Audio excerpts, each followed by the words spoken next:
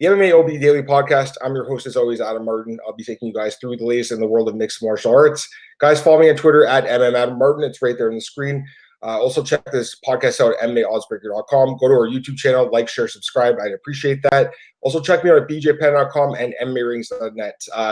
I tried starting the show like a few minutes ago, but my dogs were barking like crazy, so I had to redo it because I got very distracted there. So apologies to anyone who's tuned in, but I'm restarting the show. So today I'll be talking about UFC Newark, giving a recap about that really good card, and also talking about Cris Cyborg's release from the UFC. So let's start with UFC Newark. Really good card, I think. Overall, I went 8-4 in picks, so decent, but could have been a little better. But let's talk about this card. Start from the beginning and work our way down to the bottom. Colby Covington picks up a great win here over Robbie Lawler. He looked amazing in this fight. Pretty much dominated Robbie Lawler from bell to bell. 25 minutes of just pure domination. His striking, his wrestling, his pace, just a great performance. A lot of people don't like Colby Covington. I get it. He says stuff that's controversial, like the Matt Hughes comment he made afterwards, which I'll talk about in a second. People, I think, just are jealous of the guy, though, personally. I think he's just a really good fighter. He's always got really good-looking women with him. He's just doing well in his life. People are just jealous of that. People don't like confident people. And I think that's one thing that people don't like Colby for. But the guy's an amazing fighter. There's no doubt about it. Look at his record now in the UFC. He is 10-1 in the UFC. So that's an incredible record. He's on a 7-fight win streak right now. He deserves a title shot. There's no doubt about it. He's got to fight Kamaru Usman next. I'd be surprised if that fight did not happen. They absolutely have to do that fight. There's a lot of heat for that one. We saw what happened at after the card in the post-fight show. They were talking a lot of smack to each other. So this fight it's got to happen next. It's just an amazing fight if it does happen. I don't know who I'm going to pick in that fight. I think they match up really well against each other, Usman and Covington. But we'll see. It's going to be a good fight either way. And for Robbie Lawler, another bad performance here by Robbie. He's lost actually 3 straight fights now, which is not a great thing. I think Robbie, at this point in his career, he's 37. I don't know how much he has left in the tank. We've seen him fight so many great fights over the years. He's going to be a Hall of Famer one day. So many wars, though, they all add up, right? Like the Condit fight, the McDonald fights, the Hendricks fights. He's just been in so many crazy fights that the damage has really added up. This was not a good performance by him at all. He got shut out for all 5 rounds, and I'm not really sure what's next for Robbie Lawler. He says he felt good in there. I didn't see it. So we'll see what happens. I don't think they'll cut him by any means. It's going to be up to him. Does he want to retire? I doubt it. I think he'll take another fight. And to be fair to Robbie, look who he's lost to: Covington, Askren, RDA, and Woodley. So lost to good fighters. It is what it is. But I don't know. He just hasn't looked like the same guy that we saw during that title run, even in his the Strikeforce days where he was knocking people out. He hasn't actually had a knockout win in 4 years now since the McDonald fight. So that was his best attribute. Don't know what's going on with him there, but we'll see what happens. And just one thing I want to say, the Matt Hughes thing. So Covington made some comments about Matt Hughes and the train crash that he had.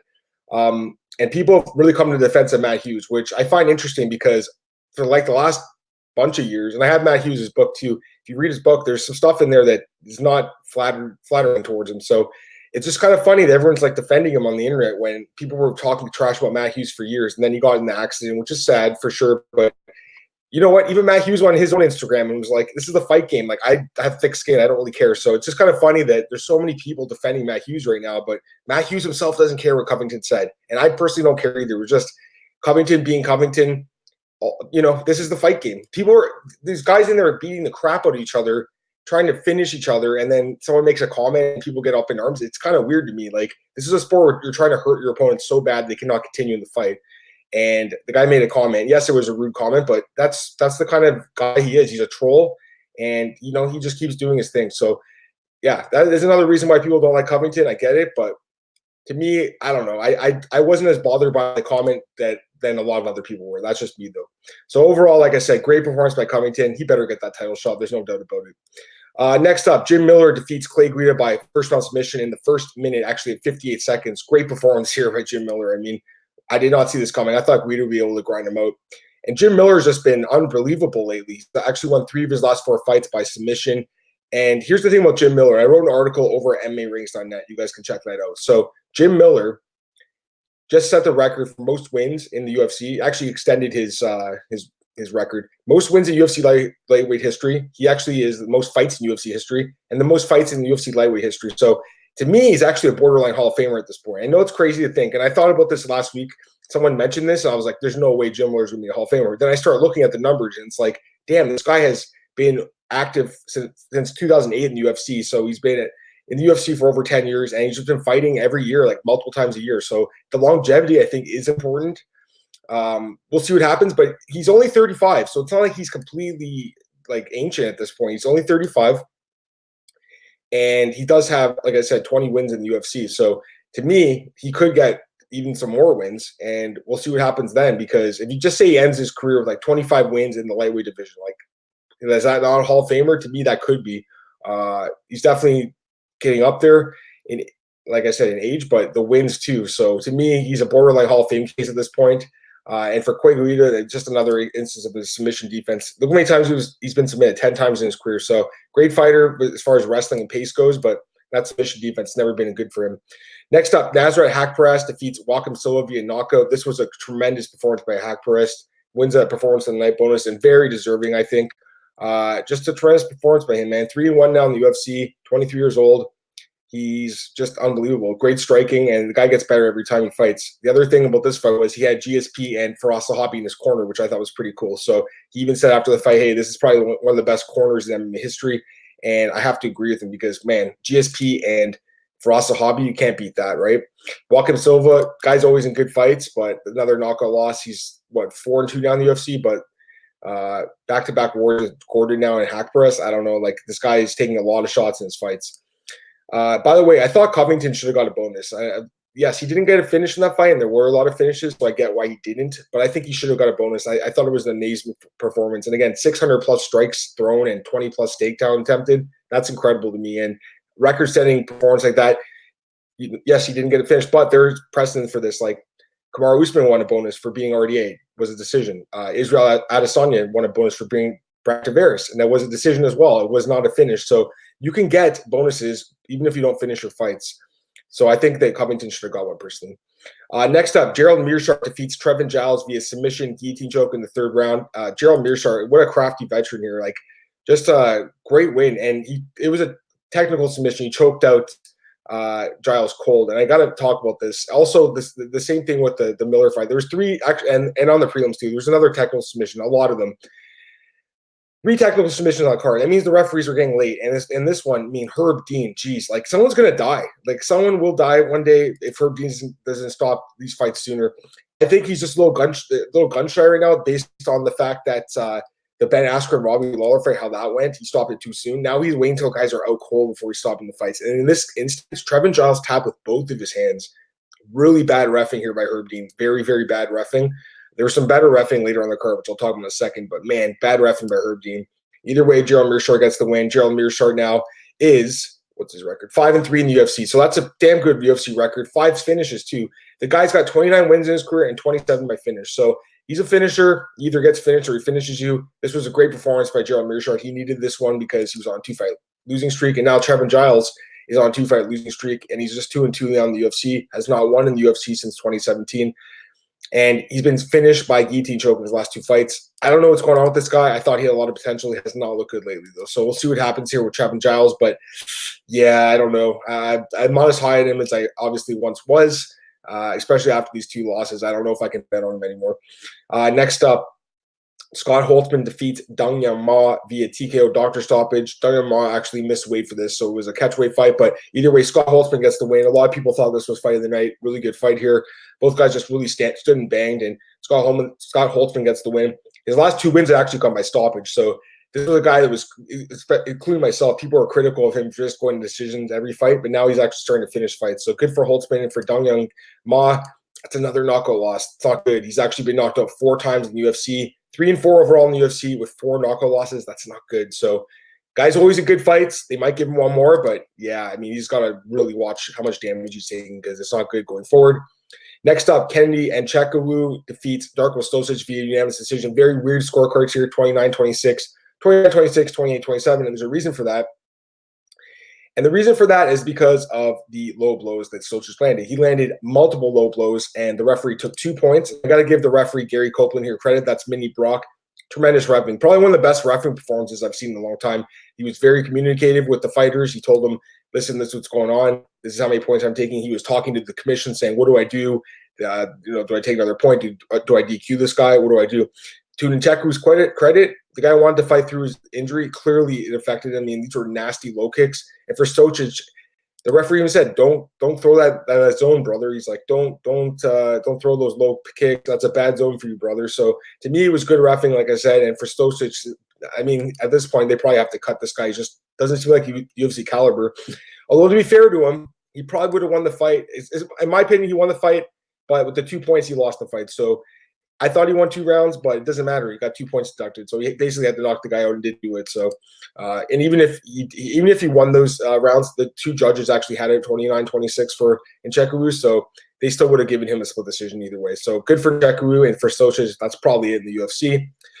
Going down to the prelims here, Mickey Gall defeats Salim Touhari via unanimous decision. A pretty gritty fight here by both guys.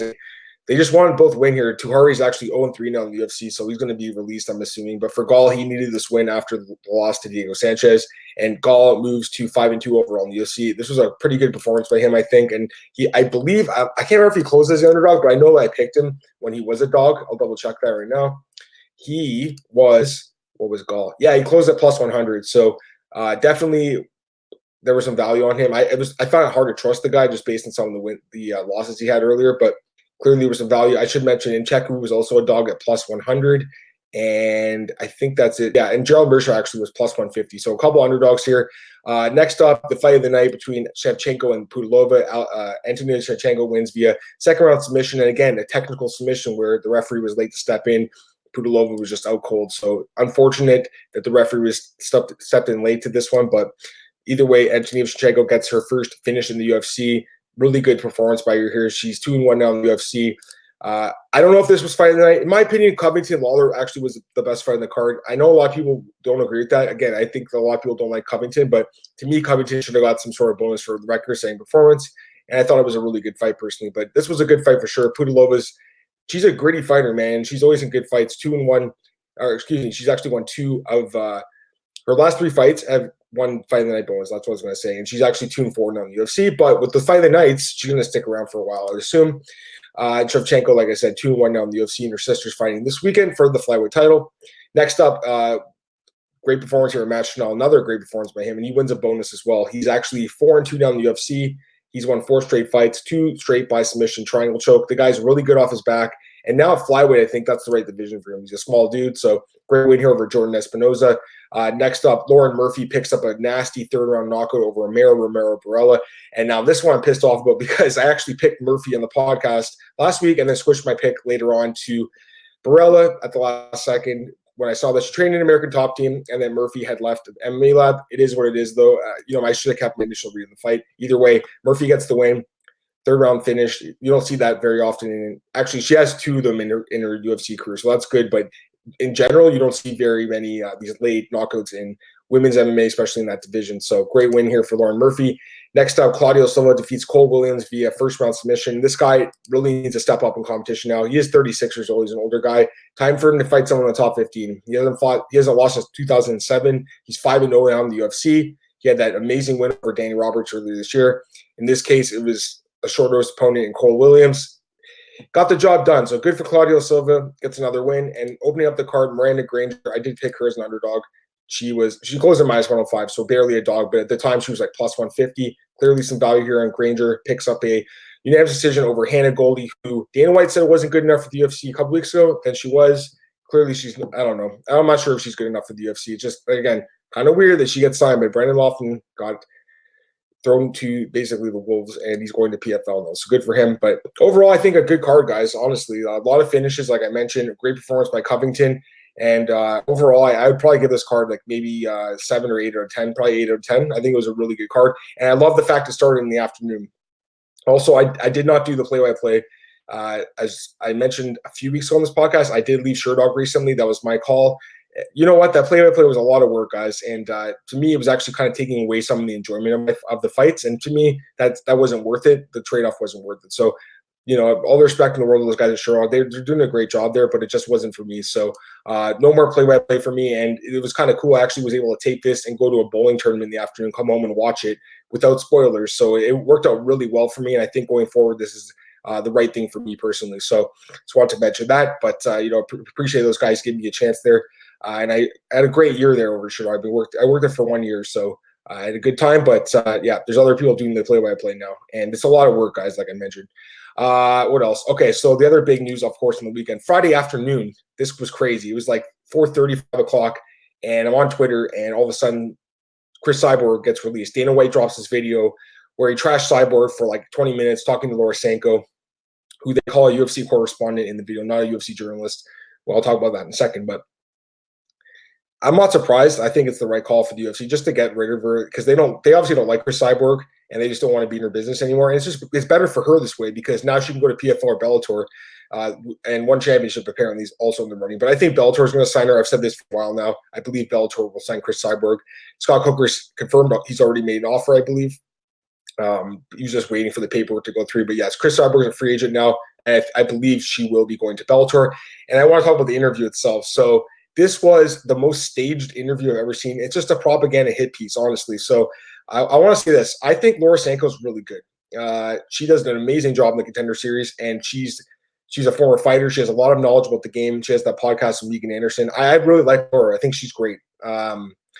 This was not a good interview, and it was not really a good look on her. And I don't know.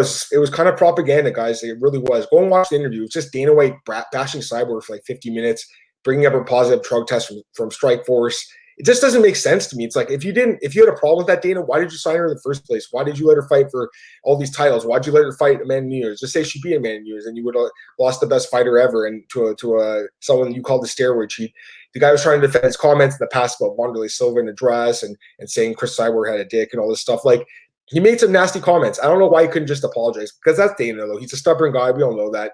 So to me, this interview was a joke. Look at the reaction on YouTube. If you look at the likes versus dislikes, it has like a couple thousand more dislikes than likes. That's not good. It has been viewed like 500,000 times. So a lot of people are watching this interview, but just not a good interview. And again, I don't think it was a great look on Laura Sanko. I think she's a great journalist. I really do.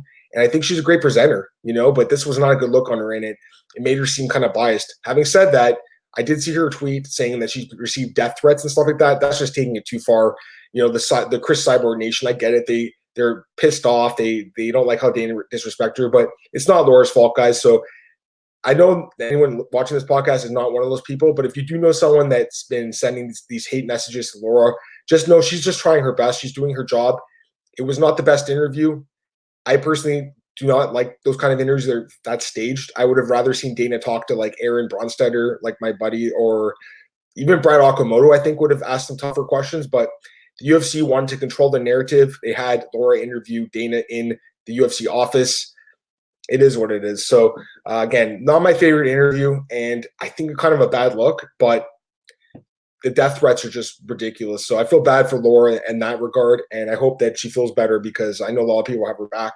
Again, I think she does an amazing job in the Contender Series, no doubt about it. And I think she has a lot of knowledge about the sport, and I think she offers a lot and brings a lot to the table. And the UFC loves this girl. There's no doubt about it. She might be the UFC president one day. I think she could go really far in this company. But this particular interview was not a right look on her because it was a very, very biased interview bashing Cris Cyborg, who has done a lot for the sport. And to me, the interview wasn't fair. You didn't even give Cris a chance to respond. And for Cris, I got to talk about Cris now. So she's released. The one thing that I really don't like that she did was she went on her social media and said that she had her team edited that video with her talking to Dana. And she said, I apologize for this. There was editing. That's not a good look either. So there's a lot of fault going on from both sides here, guys. It's just unfortunate that this has ended this way. But again, I think Cris Cyborg going to Bellator is probably a good thing for everyone. She's going to fight Julia Budd next. That's going to be a great fight. I'm looking forward to that fight. I mean, really, besides Amanda Nunes, what other fights were there for her in the UFC? She's already fought Holly Holm. She already fought she won't fight GDR, so she's already fought Felicia Spencer and a couple other girls. But overall, there just weren't many fights left. I think Bellator is a good spot for Cris Cyborg. I'm looking forward to that. But this interview was just not the best look for anyone. It's just a very messy divorce. That's the best way I think I'd put it. And it's just unfortunate that ended that way. So I think that's all I want to talk about today, guys. I appreciate you tuning in as always. Guys, follow me on Twitter at MMAOB. This podcast is available at MMAOddsbreaker.com and on our YouTube channel. Also, check me out at bjpenn.com and MMARatings.net. I have an article at MMARatings.net right now about Jim Miller and being a borderline Hall of Fame candidate. bjpenn.com got a bunch of articles yesterday, post UFC Newark stuff. So check all that stuff out. Tomorrow, Cole Shelton will be joining me on this podcast to break down UFC Uruguay. So that's going to take place actually this Saturday. I believe there's 14 fights in that card, so it's a very big card, but I'm looking forward to some of the fights for sure, especially the main event, the rematch between Carmouche and Shevchenko. So that's going to be good. So that'll be tomorrow morning, guys, at the usual time. Again, I'm trying a new app here, but so far so good. It's called StreamYard.